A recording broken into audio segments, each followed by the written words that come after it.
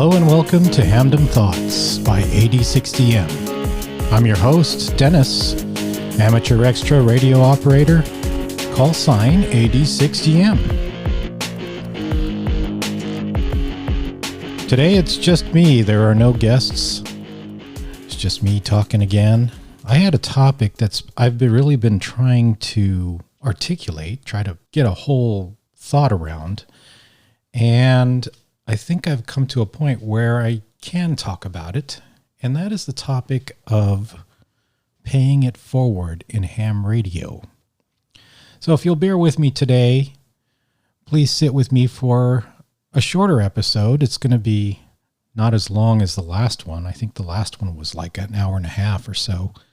This one is just going to be me talking about a few points that I felt need to be said, but at the same time, probably you already know, and I just wanted to touch on it again and hopefully plant some seeds. There are a few quotes I want to read here. First one is by Dennis Allison, who is a Stanford educator.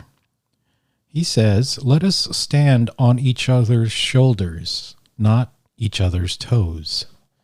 That quote hit me because I felt like he was pointing out something that comes across on the internet a lot. A lot of the stuff that we've built on, a lot of the stuff that we know, even in our own hobby right now, comes from the efforts of others, not from our own discovery by ourselves in a cave. Another quote that I have here is by none other than Leonard Nimoy, or Spock, as others know him. He wasn't saying this as Spock, though. The quote is, "The miracle is this: the more we share, the more we have." Most generosity is nowadays just what we see online. It's just another way of seeking praise and propping up the ego, to be honest. And yeah, I mean, it's nice to watch, but it also kind of feels, are you doing this for yourself? Or are you doing this really because you want to give to others? I think ham radio is inherently a kind of a hoarding type activity or hobby. And we as ham radio operators, we like to get more stuff, newer rigs, supporting gear and technology. We like having supplies, just in case we need to build something, or we like having things on hand to be ready to try out a new project that never gets started. We like to have backups and backups of backups. So inherently, we as hams, we all like to have a lot of things, and all of which points towards just amassing much more than we actually need or use. Now, I'm not saying, okay, give that up, it's bad. I'm not saying go minimalist or to change, because, yes, admittedly, we do need a lot of extra things that don't actually get put to good use right away. But I did want to touch on this part of ham radio that seems to be recurring and which seems to spur the most reaction and interest, and that is the idea of paying it forward. Now, I was watching a YouTube video the other day. I don't actually know how I landed on it, but I guess by recommendation, because I like seeing a lot of these generosity videos online, I landed on this one video. It's called Radical Generosity by Campbell. And I will link that in the show notes for you to listen to the whole thing. I wanted to play an excerpt of it. Hopefully there's no copyright on this, but it is online, and I wanted to comment on it.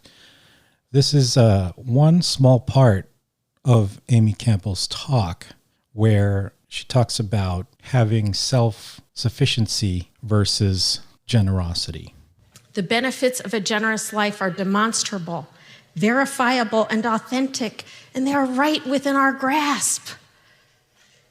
But as we know, just because the research says something is good for us doesn't mean we do it. I'll be the first to admit that I didn't either. Like many of you, I did not come from privilege, and I worked hard to earn my education. Much of my youth was spent in a single-parent household, and by age 15, I was working 20 hours a week at a fast food restaurant. When I received a signing bonus for my first professional job after college, not once did it occur to me to give any of it away. The specter of student loans loomed large, and quite frankly, after a lifetime of frugality, I wanted to indulge myself a little bit in that first taste of financial success. Kathleen Vose, a behavioral scientist at the University of Minnesota, likely would have been able to predict what I was going to do with that money. She led a research team conducting a study on the psychology of money, doing 9 different experiments showing that the presence of money makes us act more self-sufficiently, and as a result, less generously. What's more is that presence of money doesn't even have to be conscious for it to impact our behavior. In one experiment, participants were asked to complete a questionnaire at a desk on which sat a computer. At the 6-minute mark, the computer screen stayed blank for some people. For others, an image of fish swimming underwater appeared. And for still others, an image of money floating under the water appeared. After completing the questionnaire, participants were asked to set up 2 chairs, one for themselves and one for a new person, for a get-acquainted conversation. Without any discussion of money or any mention of it on the questionnaire, the people who had been exposed to the screensaver with money proceeded to place their chairs farther apart by nearly a foot than those who had not been exposed to the idea of money. 8 other experiments showed the same result. Money makes us act and feel more independent. It's this independence, this self-sufficiency that stifles our generous natures. It helps explain why we aren't more generous, even when we know we could be reaping the physical and emotional benefits of giving. With my signing bonus, I was real-life evidence. So here, this point really struck a chord with me, because I feel like we as hams are generally very self-sufficient. And I want to say her point again. The presence of money makes us act more self-sufficiently, and as a result, less generously. The presence does not have to be conscious. That, to me, it was something that just kind of blew my mind. Because, yes, hams, preppers, people who are really trying to be ready for every situation, we work hard. We work hard to think these things through. And if you just think about that for a sec, the more we feel self-sufficient, the less we will likely think about giving. I mean, after all, we don't really want to go through all that work just by nature and then have to accommodate a bunch of freeloaders or people asking for charity or handouts. I mean, does any of that ring a bell for you?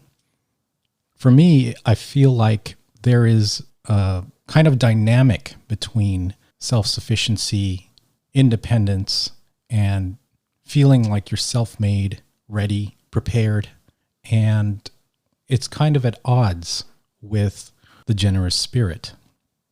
But something we need to understand is that the generous spirit is part of human happiness. And we say we have these rights, right? The right to life, liberty, and the pursuit of happiness. And yet some of the happiest times and some of the happiest experiences that we can have is when we can give, when we can enrich the lives of others. So this got me to thinking, what are ways that we give in ham radio or just in our general pursuits? I say ham radio a lot because that's the central theme. That's why you're even listening to this podcast, but just in areas of our lives. Now, some examples I could think of in ham radio are like Elmering. That's built in to ham radio culture. Elmering is just part of it. Everyone goes now, because we're locked down, we go to YouTube or we go to social media to learn from others because we can't directly interact with people. But Elmering is even indirectly through, like, let's say Twitter and learning things there, or reading blog articles by hams, or reading, QST magazine and reading articles there, or reading how people do things, or watching how someone sets something up, or getting inspiration for how to build a certain project. For me, I get a lot of inspiration and indirect Elmering from people who aren't even hams. I learn about electronics and how to solder properly, how to build batteries, how to build antennas, just design in radio frequency technologies, all of that from online media. And that's where a lot of my Elmering comes from. Another way that we can be generous in spirit is just simply being kind on the bands. I mean, how many times have you heard someone just not be kind on a repeater or on a contest or a QSO? Or even I've had experiences on digital where I've seen people called lids just for trying, and it really bothered me. But being kind just on the bands when you're operating, that's another way to be generous. Even on the forums, there are a lot of forums for ham radio. You got eHam, you got QRZ. I mean, that's one right there, QRZ. Come on. It seems like it's very easy to get flamed on QRZ. I don't know why. Someone, please send me a message and try to explain why that is. But different forums. I know people are on Facebook or on different areas where they might ask questions or they might want to offer something they know. But just being kinder on that, that's one way of being generous. Be kind on live chats. I know a lot of you who are listening, you watch the YouTube live streams, and it doesn't take much to just express your appreciation to the person who is producing that YouTube video, telling them you're learning a lot, or, this is a great job, really enjoy your channel, that kind of stuff. It's just a way of giving, and if you're doing it in a live stream during the chats, you get to share it with everyone else who is also sharing in that experience live. And people sometimes have a chat replay, so they get to see that, yes, this is definitely affecting me. I just want to appreciate and say publicly, thank you for doing this. Another thing is super chatting. Ever since I've really gotten into YouTube ham radio live streams, I've made a habit of doing that. It just kind of is a point in time expression of thanks to me. And sometimes a lot of the super chats are just, joke numbers like, 556 or something like that. But most of the time it's just me just saying, hey, thanks. And I encourage you, if you're capable, join in those super chats for the streamers who actually, have that enabled on their live streams. Tossing a few bucks here and there at people's tip jars or even on their Patreon. A lot of these producers have Patreon accounts where they accept subscriptions, and they actually even offer, sneak peeks and special newsletters and other benefits for signing up. But I think Patreon is a great way to have that generous ham spirit, even though you're not necessarily producing videos yourself, or even if you're not necessarily getting something out of every single thing they produce. It's just a good way to say, hey, thank you for helping others. Now, I know Patreon is a contentious subject sometimes. It's like people don't like the idea of subscriptions. I think YouTube has a similar thing where you have a membership that you can have for a channel. I've seen that more nowadays. And it's like financial death by 1,000 little withdrawals, right? Here we are, subscribed to death by all kinds of things in our lives now. It used to be that we bought a television set and then we just got cable, and cable cost, it was expensive, but it just started rising in price over the years until finally we're looking at, wait a second, I have 500 channels and I don't even watch 1% of those. And here I am paying $200 a month for it. What happened? So everyone just kind of all at once decided, okay, I'm rage quitting cable. I'm just going to do internet and streaming services. But now what do we have? We have a subscription price for every single different streaming service. And so subscriptions, they just pick us apart. We have subscriptions for software, for cell phone and internet plans, newspaper subscriptions. Now you can't even read an article online without having to subscribe to it and pay whatever per month. So when you look at Patreon, you might feel less inclined. You might be like, yeah, $5 a month or $2 a month or whatever a month might not seem like much, but then what if I have too many of those? Like in my personal case, I have way too many Patreon creators, and it does add up. So if you're feeling that way, then yeah, just toss a few bucks at someone's tip jar or every once in a while at a super chat.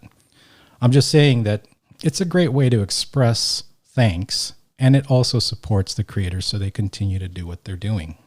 But also, a great way to have a generous spirit in ham radio is to just simply write a thank you email, or even a thank you tweet, or a thank you Facebook post, whatever you're on, and just express to the person, keep doing what you're doing. It's great. And admittedly, sometimes you might not agree with everything that they're saying, but they're trying, and they're trying to move the hobby forward. So I encourage you to encourage that. Encourage the people who are trying to move our hobby. And then lastly, there's the paying it forward that we see quite directly, and there have been some videos on it. Why don't you try giving someone some piece of gear that you don't use anymore? I know that a lot of us, we have so much stuff. If I find that I haven't used something in like a year, I start thinking to myself, who would benefit from this item? I just cycle through things so much. I know that someone else could probably make better use of these things that I have that are gathering dust on my shelves. So think that through. Generosity doesn't have to mean things or money. It doesn't have to even mean giving up things. There's generosity of spirit in our interactions in ham radio. I mean, what are you willing to share? Sometimes generosity is even producing content. What are you willing to patiently overlook in order to encourage someone? Sometimes people are annoying. Got to admit that. Generosity means just foregoing that annoyance and still having a kind spirit about it. What are ways you can spur others to be excited in this hobby? There is a lot of excitement. There are a lot of people who are really trying or trying to learn, or they have actually no clue, and they just stepped into all of this excitement that we have. What is something that you can do that can encourage that? It takes generosity to consistently give in that manner, where even if it's something that might seem too newbie, some annoying question, some clueless question, or something that you feel like is really elementary, rudimentary, to just power through that and still have that kind and helpful attitude as you approach these things.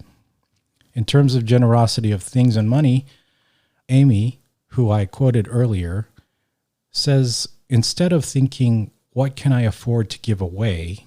Ask instead, what do I really need to keep? We're called OM in ham radio. That means old man. And I don't know about you, but when me getting old, or especially when facing this looming specter of death via COVID lockdown and this largely unknown virus that's going around, I start to think about, what am I actually passing on to others? What am I doing? How am I helping anybody? And this leads me to think about how I can give, how I can be generous, how I can give to others.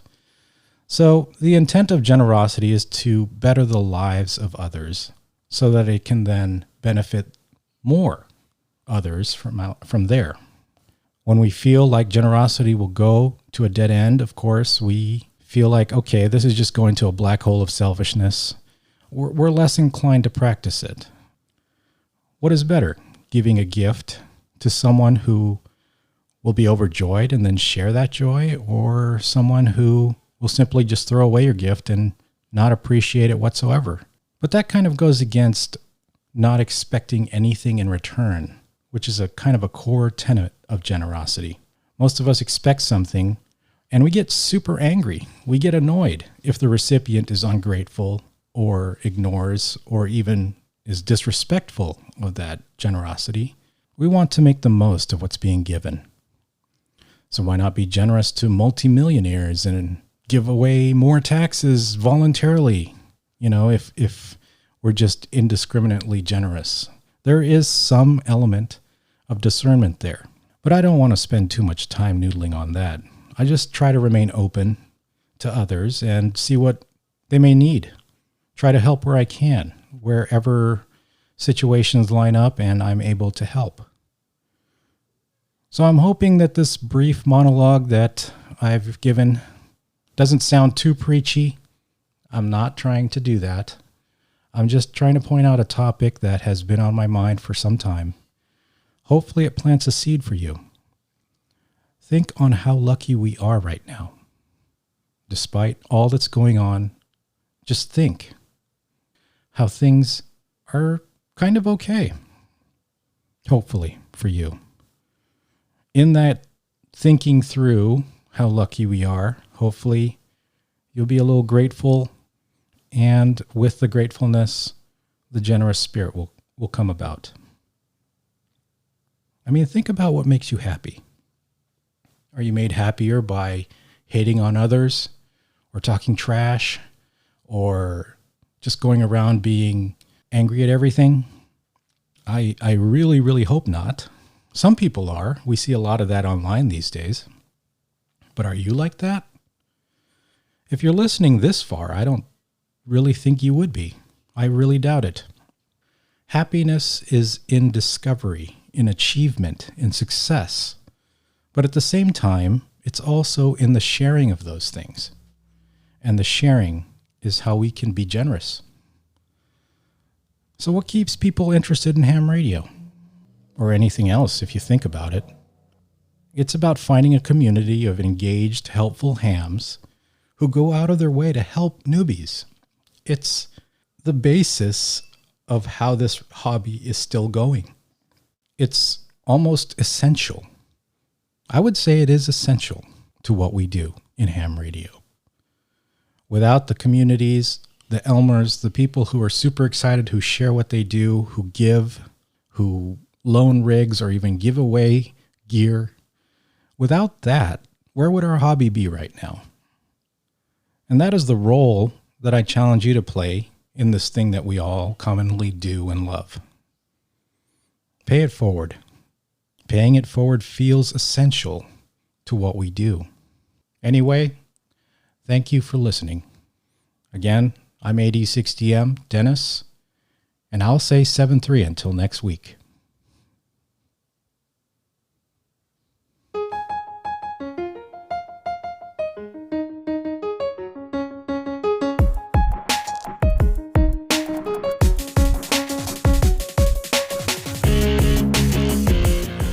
You've been listening to Hamdom Thoughts by AD60M. We'll have another episode next Wednesday. Thanks for listening.